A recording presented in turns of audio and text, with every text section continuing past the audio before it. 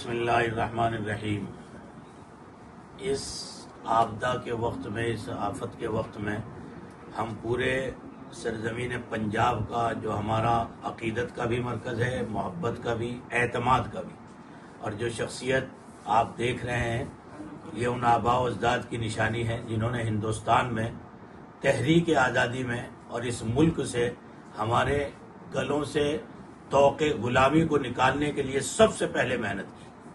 और आज हम उन्हीं के एक चमकते दमकते एक ऐसे अजीम उच्चान शख्सियत के साथ खड़े हैं कि जो हमारे लिए काबिल फ़ख्र है।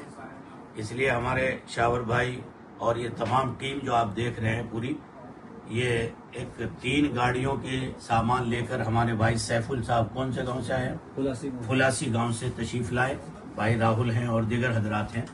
तो कुछ थोड़ा सा ये 20,000 रुपए की रकम की रसीद हजरत के इस ऑफिस में कटी। और इसका एक छोटा सा मकसद बता दूं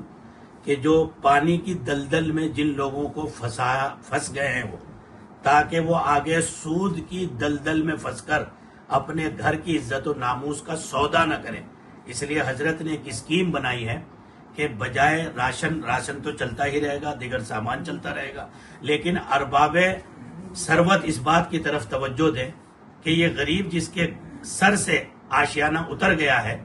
ये 1 लाख 2 लाख रुपए किसी से लेकर अपने आप को मुस्तकिल इज्जत का सौदा न करे सूद का, और हमारे जो साहिब सरवत लोग हैं अपने पैसे के ताउन से इनके सर पर आसरा बनाए, उसका जरिया बने, और इस मद में हजरत के साथ कंधे से कंधा मिलाकर मुकम्मल ताउन करें। और मेरी अपील है कि गांवों में, इलाकों में जबरदस्त ताउन की मुहिम चलाई जाए, ताकि इन गरीबों के लिए जो है एक आसरा और जो आशियाना जो यहाँ की निज़ाम तय करेगा उस अंदाज का मकान तामीर किया जा सके, और ये सूद की दलदल में लेकर अपने आप को और अपने घर वालों की इज्जत का सौदा न करें।